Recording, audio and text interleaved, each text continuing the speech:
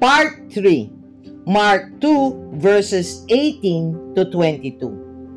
Mga classmates, what if you discovered that the way you've always done things, your habits, your routines, even your spiritual practices were never meant to last forever? What if the very things that used to bring you closer to God are now the very things keeping you from growing deeper? And what if Jesus told you that something new, something greater is here, but it cannot mix with the old? Mga classmates, today's reading in Mark 2 verses 18 to 22 might just challenge the most religious among us. It's about fasting, but not just fasting, mga classmates. It's about knowing when to let go of tradition to embrace transformation.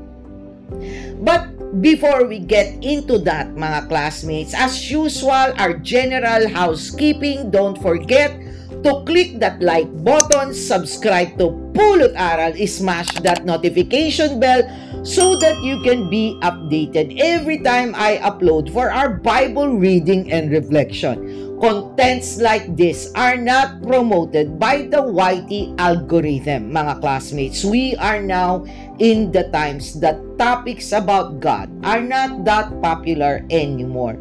And in fact, in many social network platforms, restricted. So share Pulot Aral videos as well if you find that it helped you read the Bible and develop a more intimate relationship with our Lord. Mga classmates, I cannot emphasize enough the reason I am always insistent on spreading God's words is because this is our purpose. Because we love our neighbors and we want them to be saved. Don't you? Moreover, mga classmates, feel free to comment below. Share your thoughts to the question that I will be asking before the end of this video for Mark 2 verses 18 to 22 in relation to our current life. Mga classmates, in addition, if you have not seen Part 1 and Part 2 of Mark 2 that tackles verses 1 to 17, please do watch it for better appreciation of the Gospel of Mark 2. Mga classmates, welcome to Pulot Aral. This is Doc Jean. Let's dive in.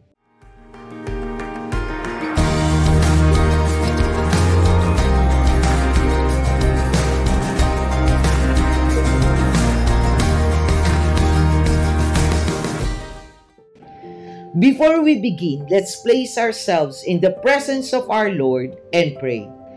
Dear Heavenly Father, we come to you to praise and glorify your name. May you grant us the grace to understand the truth of your words. Grant me the humility to speak your words and provide meaningful messages that my classmates who are watching this video may be able to hear and reflect.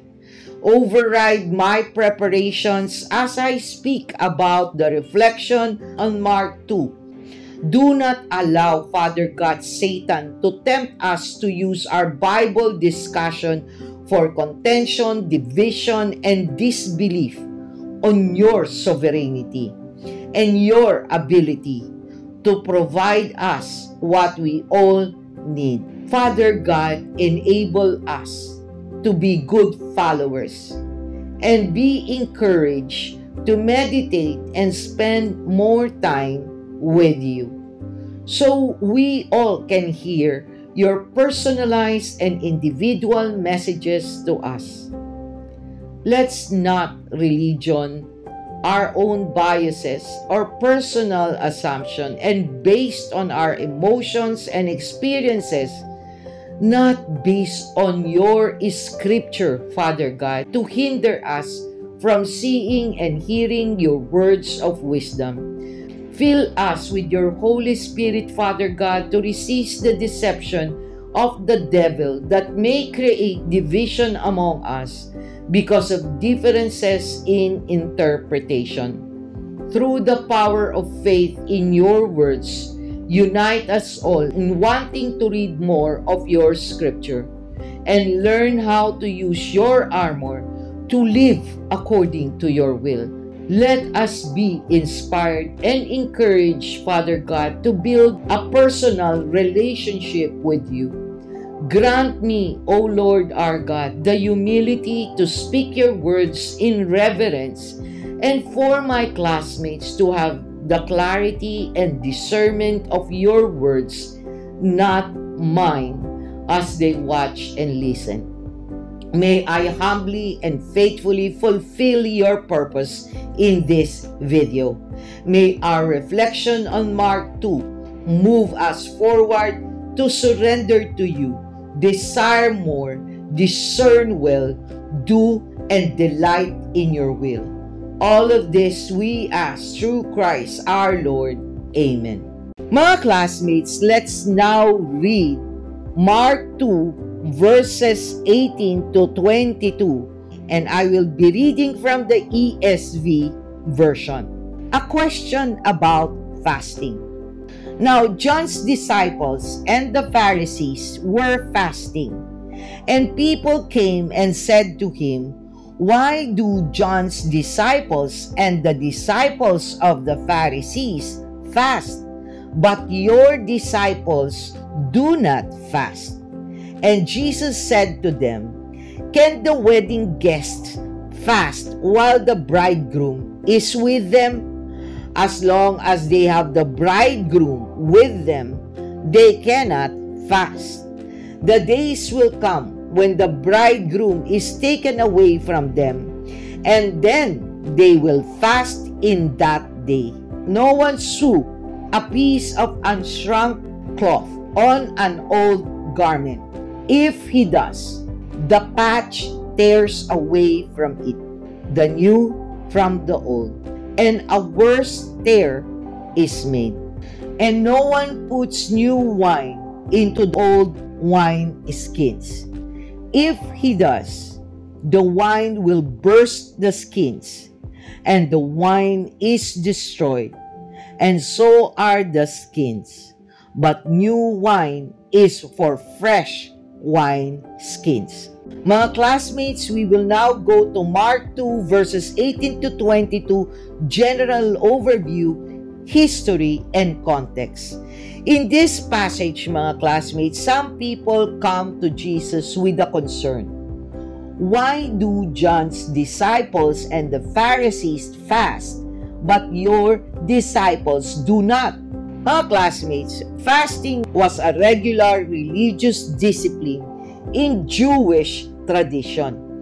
It was a sign of devotion, repentance, and humility. The Pharisees and even John the Baptist's followers fasted often. So, to outsiders, Jesus and his followers seems irreverent, disrespectful.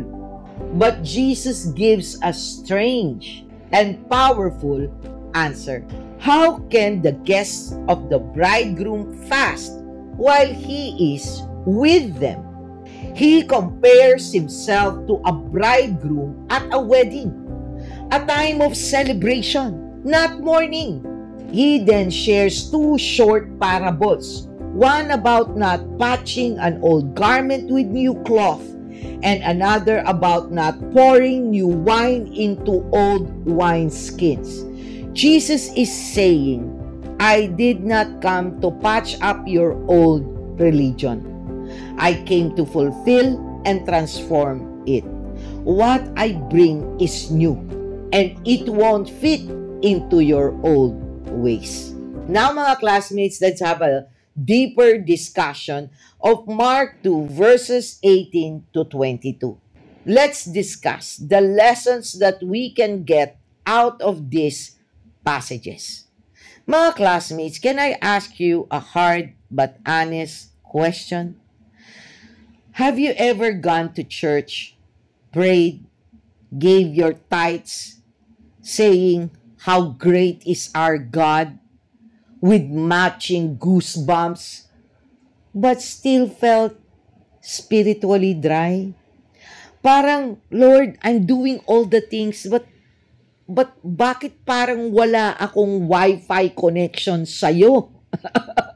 Well, maybe, just maybe it's because we've been trying to plug a new faith into old systems.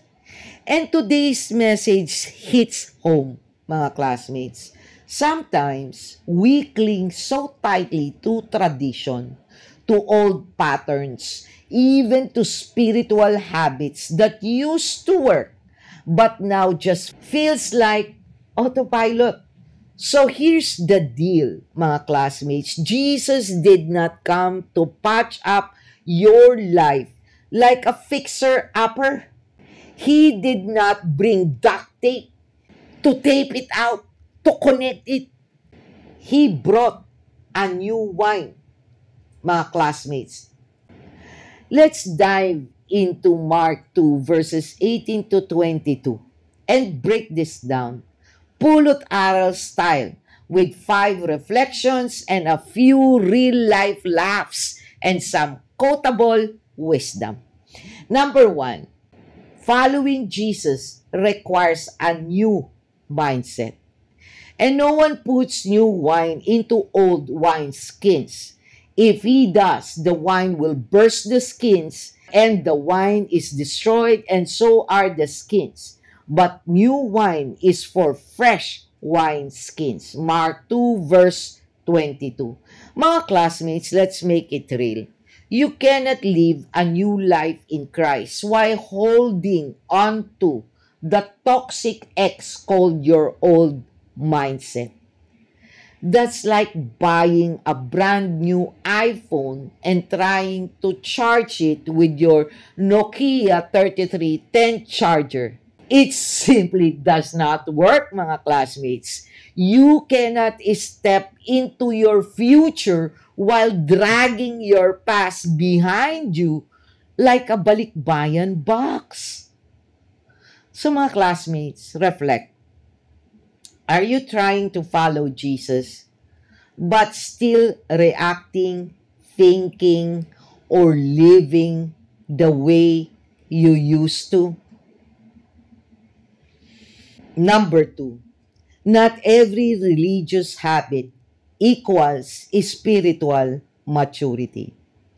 The people questioned Jesus about fasting. They thought, wow, religious!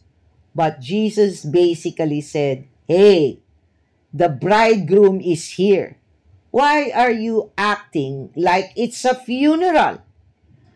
Mga classmates, fasting, praying, attending church, they're all great. But they are a means to a relationship, not the relationship itself. Religion is a schedule. Relationship is a bond, a conversation to be had.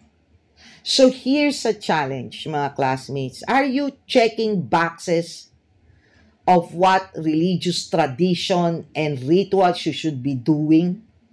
Or checking in with Jesus every day, conversing with Him? Number 3, Jesus brings joy, not just duty. Following Jesus is supposed to feel like being invited to a wedding feast, mga classmates, not forced into a never-ending seminar on how to behave. Let's face it, some of us treat our faith like it is a corporate compliance training. Module 1, don't sin. Module 2, still don't sin. Module 3, try harder next time. But Jesus is like, come to the party. I'm here. The joy of the Lord is your strength, not the pressure to be perfect. Nehemiah 8 verse 10. So mga classmates, when was the last time you enjoyed spending your time in Jesus? And not just doing the things we think He will enjoy with us. Number 4, change is necessary when encountering Christ. Jesus did not come to stitch a patch on our old lives. He came to make everything new, mga classmates. Another real talk moment. Some spiritual routines, environments, or even vibes that worked before may not be helping you spiritually grow now. Maybe God's saying, it's time to level up. Mga classmate, growth means outgrowing. And yes, that includes letting go of some of our comfort zones by not denying ourselves and carrying our own cross. Number 5, you cannot grow spiritually without letting God stretch you. What does it mean, mga classmates? New wine equals expansion. Old wineskins crack under pressure. That means when God pours something new into your life, expect some stretching, mga classmates. It's not always comfortable or convenient for you. That's why he keeps on saying, deny yourself and carry your cross. You will transform into something new, mga classmates. So, do not block it because you're trying to hold on to your old life. Like, for example, mga classmates, forgiving those who have hurt you. Mga classmates, forgiving others is not a request from the Lord. It is a command. And believe me, when you are able to forgive those who have hurt you, it is truly freeing. It is really building a new skin, a new life for you with God. God will stretch you not to break you, mga classmates. This is to make a room for more with Him.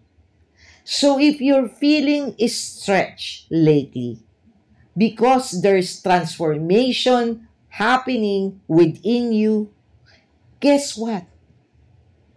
Accept it. Surrender to it. You will be better after it. Mga classmates, let's summarize the lessons we've learned from these passages. 1, new faith needs a new mindset.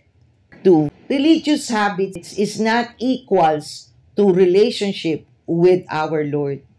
Number 3, joy is a fruit of faith, not just duty. Number 4, change is part of our spiritual growth. And lastly, but certainly not the least, stretching means you're making a room for God.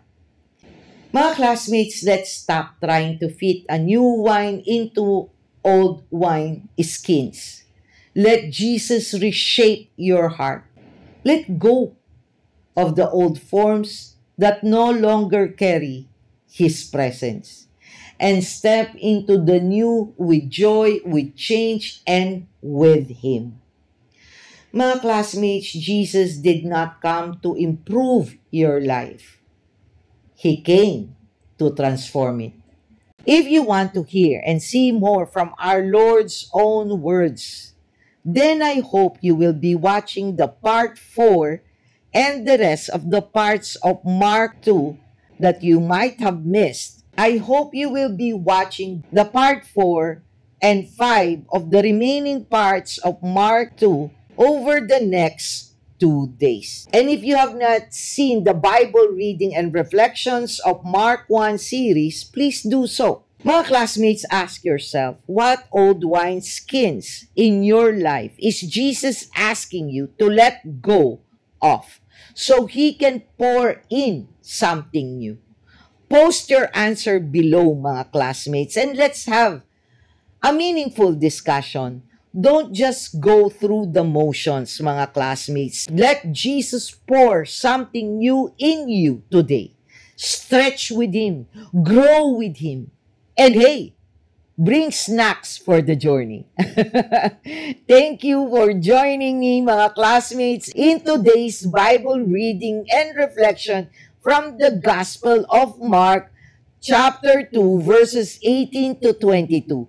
Till next time, may God bless you all. Always stay safe and be healthy. This is Doc Jean. Bye!